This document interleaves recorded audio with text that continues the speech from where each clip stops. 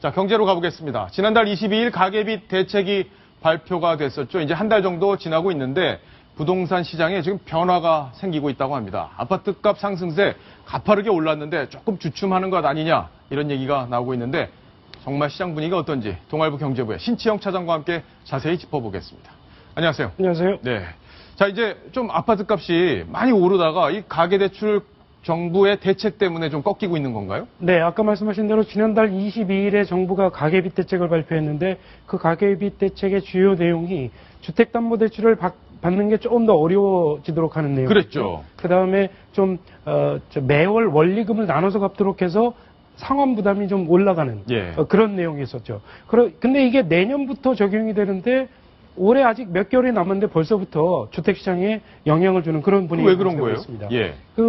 선제적으로 내년부터 주택 대출 받기가 어려워지면 내가 지금 올해 대출을 받으면 역시 상환하는데 좀 어려워질 테니까 그렇군요. 이제 지금부터 조금 좀 지켜보자. 관망세로 들어간 것 같습니다. 자, 그럼 상승률이 어떻게 변했는지 한번 봐야겠습니다. 전국의 아파트 가격 상승률을 좀 비교를 해봤는데요. 7월 마지막 주에 0.12% 올랐었는데 8월 첫째 주에 0.09%로 조금 꺾였습니다. 그러니까 상승세가 줄어든 거네요. 그렇습니다. 오르긴 올랐는데. 아주 오르긴 올랐죠. 예. 서울 재건축 아파트 가격만 따로 떼어서 봤더니 역시 마찬가지로 7월 마지막 주에 0.31%가 올랐었는데 8월 첫째 주에는 0.07%가 올랐습니다. 많이 줄었죠. 그렇군요. 네. 자, 분양권 가격도 좀 떨어지고 있다 이런 얘기가 있었어요.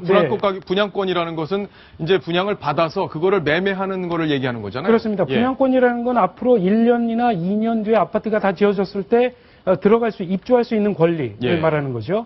분양권 가격 같은 경우에 몇 군데를 조사를 해봤는데요. 반포의 A 아파트 전용 면적 112.9제곱미터 아파트를 봤더니 올 1월에서 6월까지 한 1억 5천만 원 정도 올랐었는데요. 8월 들어서 5천만 원 정도가 떨어졌습니다. 그러네요. 떨어졌네요. 네, 그렇습니다. 서초동에 있는 B 아파트 여기는 2천만 원이 떨어졌습니다. 그렇습니다. 2천만 원 떨어졌고요. 미래 신도시의 C 아파트 같은 경우에도 지금 1,000만 원 정도 떨어진 상태입니다. 그렇군요. 근데 이 주택 거래가 조금 줄어든다 이런 얘기도 있고 또 전세난은 여전히 심각하다 이런 얘기들이 있어요. 네, 올해 들어서 아파트 거래량이 매월 거의 사상 최대치를 기록해 오고 있었는데요. 그만큼 주택을 사고 파는 사람들이 많다는 뜻이죠.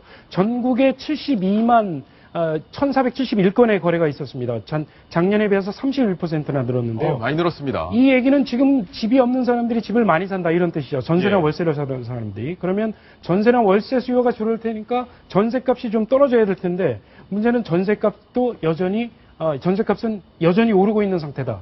이렇게 말씀을 드릴 수가 있겠습니다. 그렇군요. 지역별로 좀 보면 어떻습니까? 서울의 경우에. 저희가 또 그래프를 하나 준비를 했는데요. 서울 전세값 아파트 상승률을 저희가 한번 올 들어서 7월까지 몇 개 지역을 조사를 해봤습니다. 지금 화면에 보이는 곳들은 전부 10% 넘게 상승한 그런 곳이죠. 네. 서울 전체 평균으로 하면 한 5.6% 정도 되는데요. 이게 작년에 비해서 한 2배 수준 정도 되는 상승률입니다. 그러니까 전세 결국에는 많이 오르면 서민들은 많이 힘든 상황이 될 수밖에 없는데 정말 걱정이 이만저만이 아니실 텐데.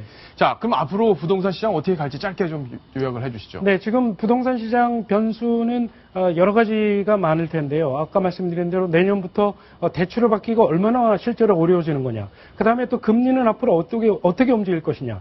그 다음에 이 여러 가지 변수에 따라서 아파트 값이 오를 것이냐 내릴 것이냐. 요런 거를 좀 지켜보는 그런 관망세가 당분간은 좀 지속되지 않겠나. 관망세가? 네, 이렇게 그렇군요. 보여집니다. 자, 근데 어제 우리 위안화 얘기를 좀 했었잖아요. 중국에서 이제 환율을 위안화 가치를 평가 절하를 했단 말이에요. 그랬는데 오늘 한국은행에서 보니까 금리를 내리지 않겠느냐 했는데 동결을 했어요. 이게 어떤 의미가 있는 건가요? 사실 오늘도 위안화가 역시 절하가 됐습니다. 3일 연속 절하가 됐는데요. 중국 중앙은행이죠. 인민은행이 오늘은 이렇게 밝혔습니다. 위안화 절하는 이제 할 만큼 한 것 같다. 그래서 앞으로 크게 절하할 여지는 크지 않다. 추가적인 절하는 없을 것이다. 그러니까 좀 시장이 약간 안정되는 그런 분위기가 있습니다. 금융시장이 오늘은 좀 안정이 됐거든요. 그러니까 한국은행이 좀 고민을 했겠죠. 위안화 절하를 어떻게 받아들일 것이냐. 근데 아직은 좀 더 지켜봐야 되겠다. 일단은 동결을 해보고 앞으로 환율이 어떻게 움직이는지 좀 지켜보겠다. 이렇게 설명을 했습니다. 그러니까 앞으로 좀 위안화 환율이 어떻게 움직일 것인지, 미국이 금리를 올릴 것인지 말 것인지 요거를 좀 지켜보면서 한국의 금리도 수준이 결정이 될 걸로 보입니다. 그렇군요. 자, 신청 차장과 경제의 핵심 이슈 오늘도 정리를 해봤습니다.